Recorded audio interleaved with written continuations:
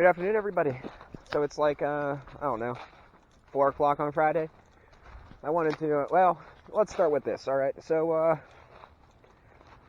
I put up a poll asking people if they think I passed my driver's exam or not. I did it to kind of just to utilize the function. Like, I don't know if it boosts the algorithm or not, but I can't imagine it being a bad thing. So I pretty much did it to kind of like, just to do it. Some mean person said no. I got one vote, and they said I didn't pass. That's sad. Because I did pass. You know why I passed?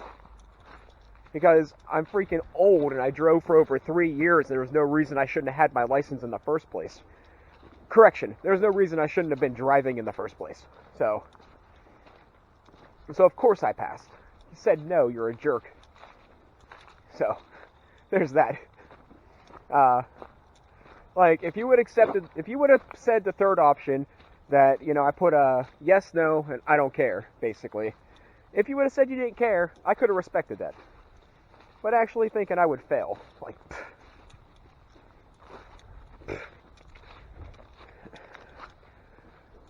I am a loser to circumstance. I'm not a loser. I'm only a loser to circumstance. So there's that. Anyways. So because I actually passed, I passed yesterday. I was going to celebrate yesterday, but they do bingo on Thursdays, and I'm not going to a bar where my grandmother goes to play bingo. I figured I'd wait till today and then go down when it's slightly less old people. So, and slightly less grandma.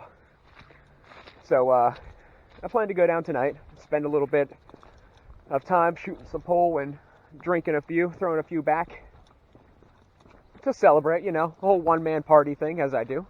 Unless there's actually somebody there that doesn't hate me or scared to talk to me because of whatever reason. The job thing, I'm still waiting. I don't know. They were having computer issues. That's great. But they ran my background check twice. And apparently, they're still determining if I'm good enough to work for them.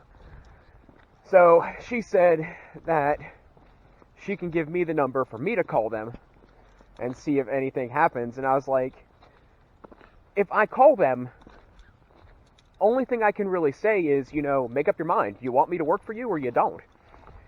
I don't really know what I would say, but I told her that if they don't call in a week, that I will in fact call and see if I can grease the wheels, so to speak.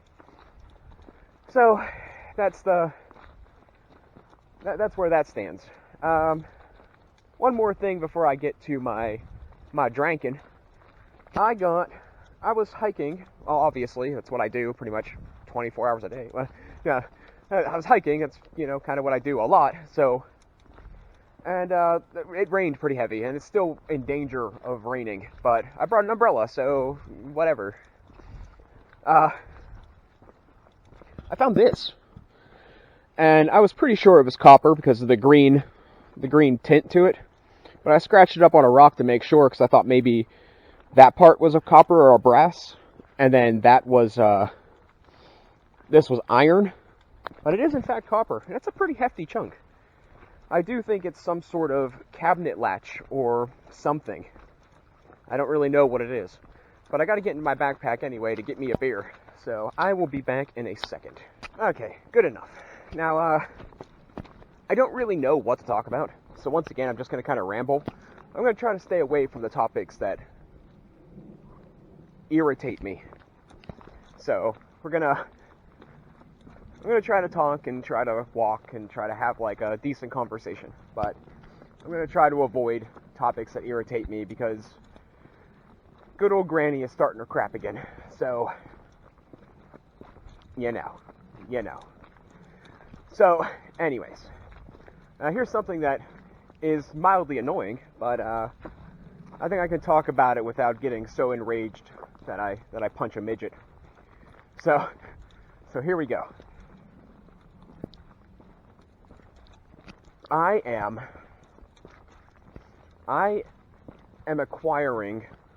Oh my gosh, a deer. That was super close, but you guys probably missed it again. I have been acquiring government assistance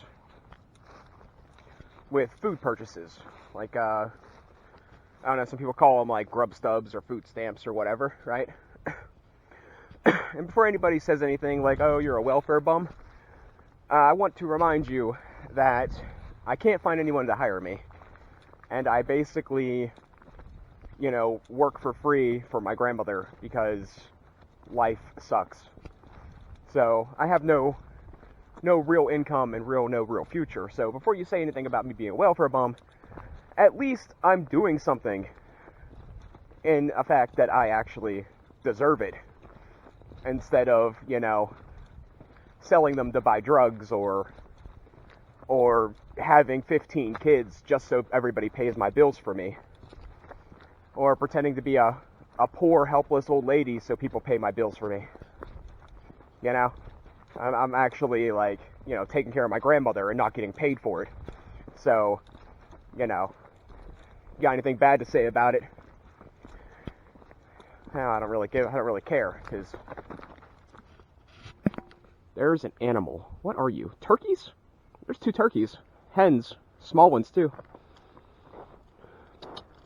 Come here. I just want to taste you. And they've really tearing this place up, ain't they? I don't know if you guys can see them, but I think there's 2 or 3 of them up there. Oh, do you know what? Thanksgiving's coming. I wonder if I could chase one down. I definitely can't. Turkeys can run like super fast, and they fly even faster. But it's a funny thought. Can you imagine somebody seeing me from up on the hill chasing a turkey with my bare hands? That would be something. I might have to come down here someday and actually look to see if they tore up any copper pieces. Because I found that that chunk was pretty nice. And I know a lot of the rocks here have like copper wires running through them for whatever reason. So I might have to come up here and actually check again.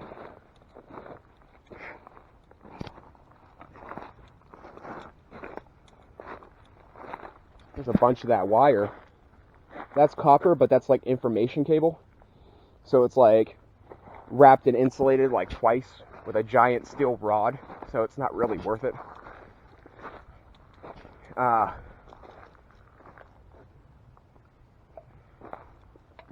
Sorry, I'm trying to just take my time. I'm going to enjoy this as best I can. So yeah. And I'm kind of trying to look for anything that might be worthwhile collecting. But yeah, I got, for some reason, they took away, like, my entire balance, all but, like, a handful. Like, literally, they took away I had, like, $400 from, like, month to month and COVID and stuff. And they drained it. There was, like, $20 on there this morning. So, I called them, and I was on hold for, like, 4 hours. And then I was like, you know what? Sheetz, near the building, sells beer pretty cheap. So I could just drop by, and if I go in, they have to deal with me. And it turns out they're closed today. So that's why they weren't answering the phone. But that's something I got to deal with because now that I have my license, and now that I should have a job, the next goals, so I'm doing this very systematically if you can't tell, but the next goals are going to be, I wonder where those turkeys went. I'm like a bloody dog, man, like squirrel. I do wonder where those turkeys went. Just kind of vanished. I would have heard it if they flew because they do a flappy noise. Anyways, I'm doing things I'm trying to do things in a systematic order. So, in order to get a car now, the government is not going to help me because I'm not a single white pregnant woman, I guess, or single pregnant woman. So, no, they're not going to help me get a car. Whatever, why help a guy that wants to better himself and wants to get a job and wants to move on and wants to be a better person when you can help somebody that just spreads their legs to get benefits. That's great, right? It's great. No, that's not. I mean, that's not the case for everybody. Like I said before, I sum it up because of the majority, not the minority. So, anyways. So the next course of action is going to be finalizing this job, working on putting away at least half of every paycheck to go towards a car. In the midst of doing this, if I ain't like screwed out of, my government help for XYZ reason, I wanted to get back on the ketos diet. Because I think if I get back on the ketos diet and I stick with it, I can quit smoking without gaining weight. I started smoking again because I was getting fat, and that's not going to happen. I'm not getting fat. Like, I don't care. Like, it's instant gratification. I would rather be decent looking with a decent build and be able to hike, 20 miles a week without even sweating it than quit smoking, than deal with, the consequences of smoking later, or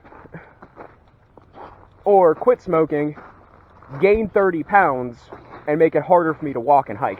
Because I'll tell you right now, I might not have gained a ton of weight, but I broke the 200 mark, and it was getting harder to want to hike, especially up hills. So I figured instant gratification might not be a good way of looking at things. It might not be the smartest decision, but this is all I have. This is the only thing that I reliably have in my life that brings me joy. I am not going to get fat and not want to do this anymore. So that's where that sits. But yeah, alright. I finally went to the Chinese buffet. It was kind of a pre-celebratory thing. I went before the driver's test, which it was a calculated risk, I didn't want to stuff myself full of food before the test, but I didn't want to go to the Chinese restaurant after the test and it be like, the food would have been sitting out longer because it would have been after lunchtime. So I made the executive decision to mostly stuff myself, but, leave a little bit of wiggle room and have better food rather than go after and get worse food, pay more, have worse food, and stuff myself completely. So yeah, it was a calculated risk, but it gave me an opportunity. Oh, that was my phone. I was like, what the heck was that? I keep forgetting I have a bloody phone.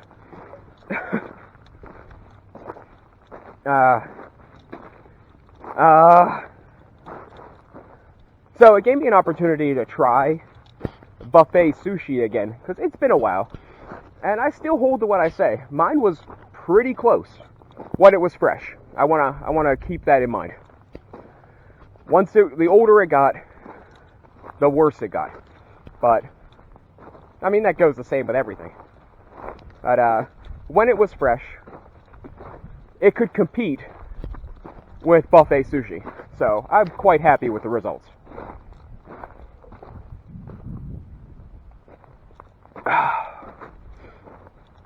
What else is there? The guy from the concert, he showed back up. I talked to him for a few seconds.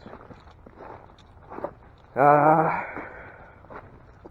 guess he probably he's a plane attendant or a luggage packer, does something at the airport. So he might have been on some sort of journey or something. The girl from the concert, not his friend, the girl, I haven't seen her since. The other girl, the one that I tried to hook up with, yeah, that's probably not gonna happen. She is still yet to get a hold of me. And, yeah, I got some information that kind of dampened those spirits a bit. So, she, the way she was dressed and the way she looked, I assumed she'd be about 20.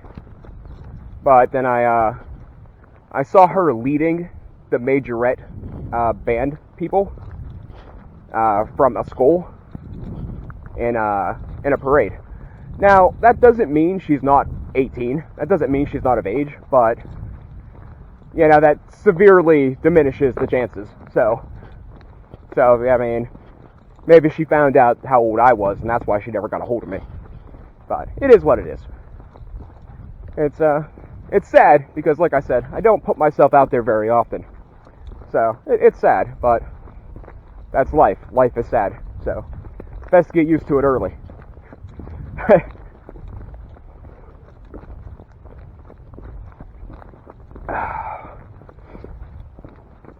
I've been running into certain people here and there from the past. Nothing really remarkable to talk about. Nothing really nothing super remarkable to talk about. That's pretty much the end of that. Like, I ran into some people that I used to know, chit-chatted for a little bit. You know, the casual, how are you, how you been doing? And that's pretty much that. There used to be a giant pile of rocks here, now it's gone. I climbed it once. Now I might lose that memory because it's not here anymore.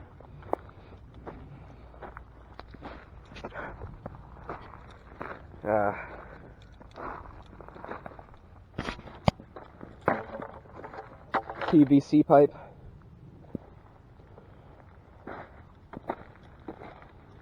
Now here's something that looks like it's probably rebar. Yep.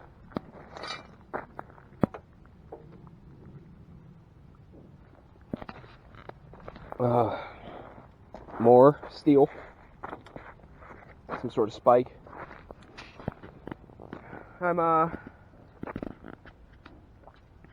I'm still working towards stone block. It's still giving me some trouble, but I mean, to be fair, I don't want to blame the mod because my computer doesn't like running anything past 112. Like, if a mod pack is 116 or 118, my computer does not want to function. So I'm not sure why that is. I'm not a tech guy, but it is a fact. So stone block is performing surprisingly well, considering. There were, like I said before, there are some oversights in the coding that are very rookie for a team like FTB. Like, they have a whole team of people that do this. Like, there were some mistakes that were very rookie, but until I make a functional mod pack, I'm not going to criticize too much. Then again, I don't have a team of people to make a functional mod pack. It's just me. So until I make a functional mod pack, I'm not going to complain too much. I'll keep my complaining to a minimum. It's been going halfway decent. I still kind of doing Pokemon Go. I found a bunch of people yesterday. We took a couple raids together. It was one of the guys I used to talk to, his kids, and an old friend's aunt. And then I ran into two kind of strangers that here's a funny story. I ran into two kind of strangers that we took down a raid with. I met these people before, so they weren't like super strangers, but I can't tell you their name. Like, I couldn't tell you their name if you paid me. But they did tell me their name. I just couldn't tell you their name. So, anyways, the two that were there was three when I met them, but the two that were there both look like people I've known before. Like, I know it wasn't them, but they look like people I've known before, in a sense. And the one in particular, is a guy, right? But he looks exactly like a girl that I was crushing on in the old town I lived. And I was like, yo, man, I don't want you to get the wrong idea, and I don't want to, like, offend you, but you look just like this chick I used to know. And the guy, I don't know if he was offended, but his buddy got a kick out of it. But, no, I'm not even playing. Like, I'm not trying to say, like, he looks like a chick, or I'm not trying to say chick looks like a dude. What I'm trying to say is they could pass for, like, twins. They could pass for brother, sister at the very least. Like, I told him, I was like, dude, I wish I still had a picture of her, because I'd have been like, you wouldn't even be able to argue. It'd be like looking in a mirror. If you had long hair, it'd be like looking in a mirror.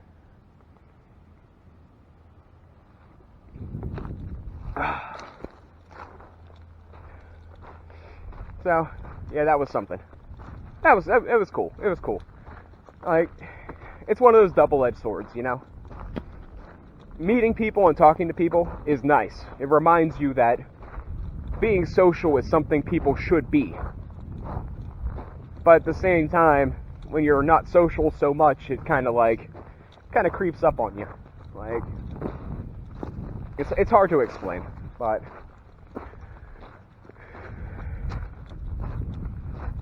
I don't know. I think I retained my social side pretty well after all the torture I've been through. I kind of retained my social side rather well, I think. But I still have trouble in some areas. Like, I feel that I can get weird sometimes, or I get unreasonably nervous at like really random times that don't even mean anything. Like, but you know, it's another fact of life. I'm working through it. You know, if I'm gonna start a job and talking to people, like, yeah, working at a cash register and dealing with people is completely different than talking to people on the streets, because for my reasoning is, I've done retail a lot, and the person I am at retail, I'm not saying it's not me, but it's like a cleaner, crisper, more I don't give a me.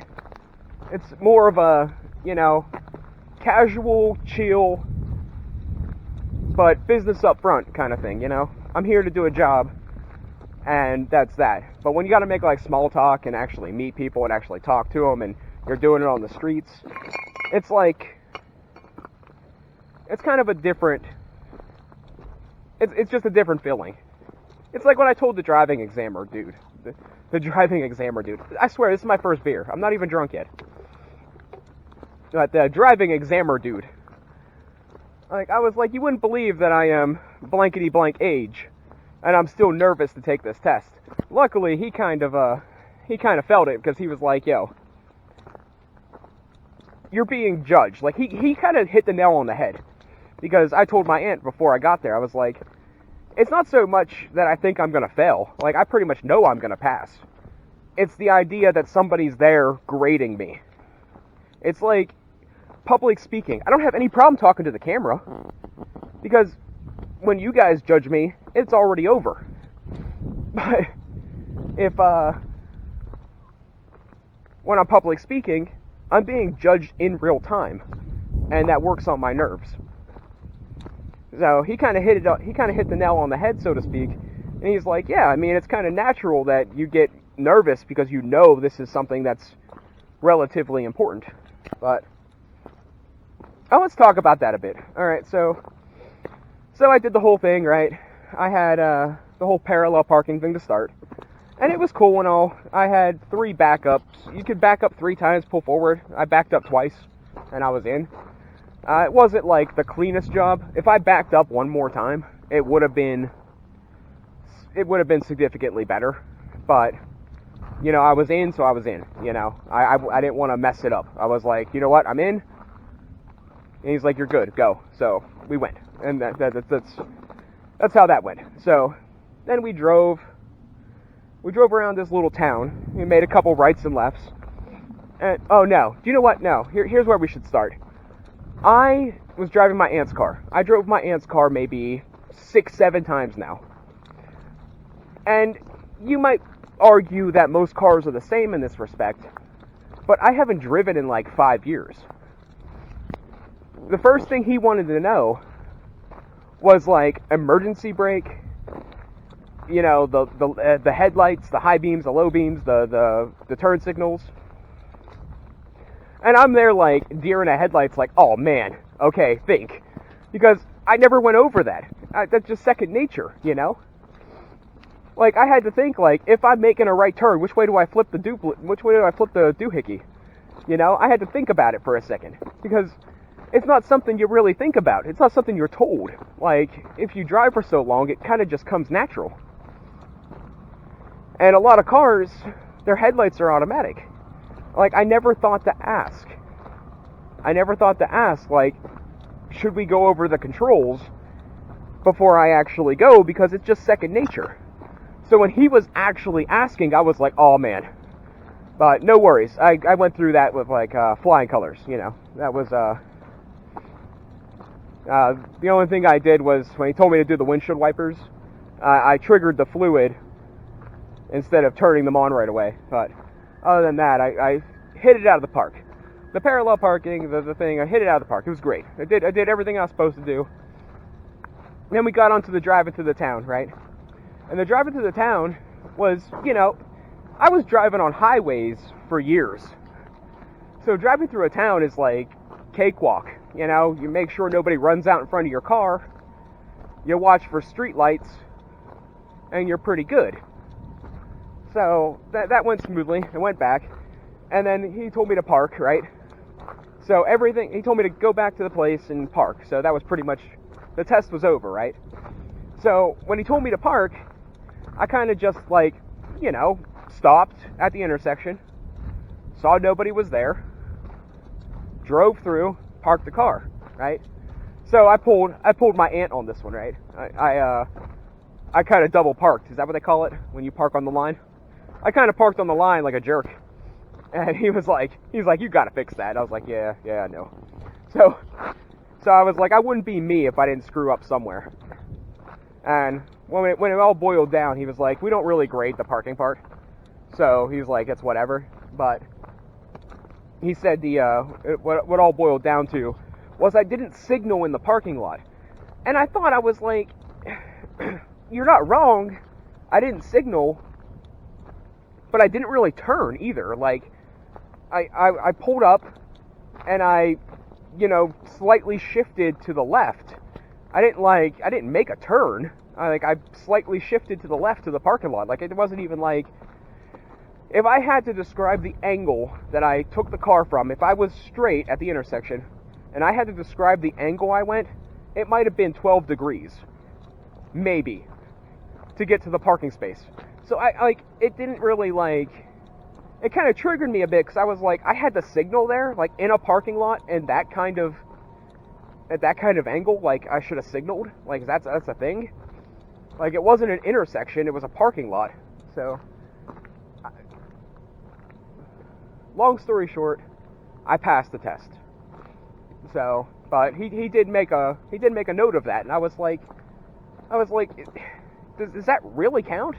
Is that really a thing? So my aunt came to the car, right? She was like, did you pass? I was like, yeah, I only ran over 2 people, and, you know, I passed fine. And the dude heard me say that, and he was like, yeah, he said it's cool, because he said he passed me because they didn't suffer. Like, this guy was awesome. Like, this guy was fantastic. Like, he was kind of serious during the actual test. And, there's more deer. I know you guys can't see them, but I'm going to say it anyway. But, he was pretty serious during the test. Like, I was trying to make, like, small talk to lighten the mood. He was pretty, like, serious. At the end, he was like, I don't know. People don't impress me. People usually disgust me. But when he hit the whole emotions thing nail on the head, which I guess it's not that rare. Like, when you really think about it, that's a pretty common thing. But still. And then and then going along with me running people over, that was just, I mean, that was icing on the cake. I was like, man, I'm glad I didn't get some old, hard donkey. you know? So it went pretty smoothly. And of course, I've got torn feelings about it, I'm super happy.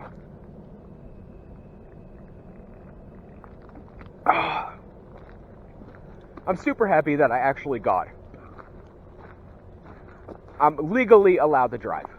I'm psyched about that. That's fantastic.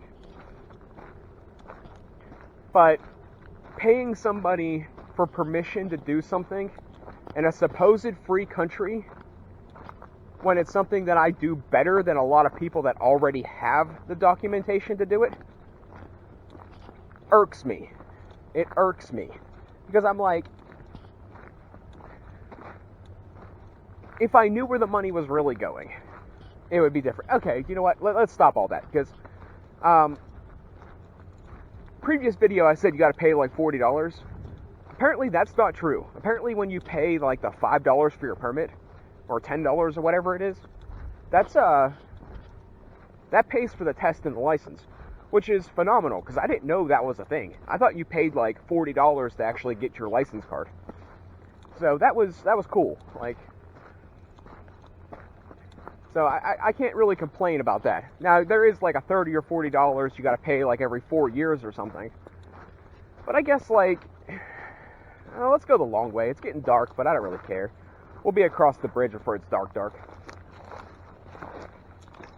But, yeah, it's hard for me you know what? I'm going to close this out for a little bit, because I'm not sure how long this video's been going. Alright, guys. Well, it's starting to rain, and it's starting to get dark. I want to talk more, but I don't want to kill my camera, so I'm probably going to end this. I don't remember what I was talking about.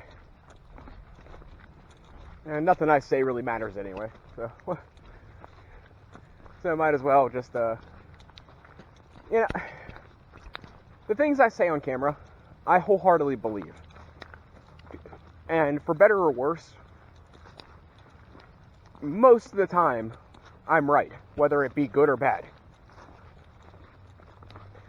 And I believe a big reason for that is when I have a problem or I see a problem, I systematically break it down. Like, how do I describe it? It's hard to describe, but compartmentalization? Compartmentalization? Is that a word? Is that a thing? I think that's a thing. I take a big problem, or I take a big idea, and I break it down to its base components.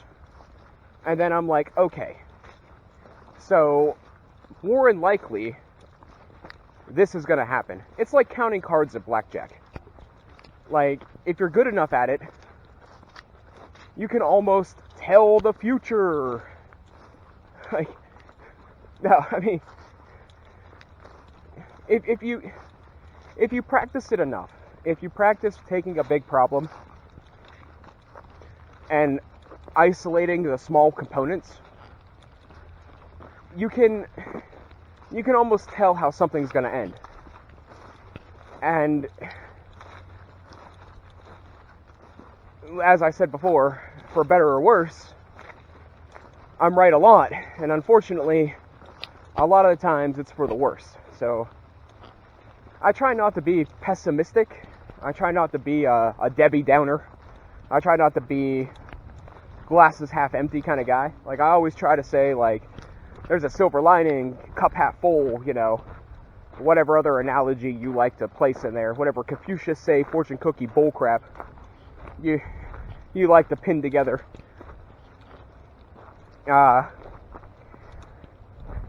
But the reality is, when something's too good to be true, it typically is. The reality is, when you have a problem and you isolate the base components and you see what future lies ahead of you, 9 chances out of 10, that is what it's going to be. And it's hard to stay positive when you see things in a 360. Like one of the things I say to people is that traveling gave me perspective on a lot of different people's kind of lives, like how a lot of people live. And it gave me this ability to see things for more than just my perspective. Like seeing how the rich live, seeing how the poor live, seeing how the homeless live, seeing how ex-veterans live, seeing how single mothers live. You know, you start to build these, I don't want to say personas, because that sounds schizophrenic.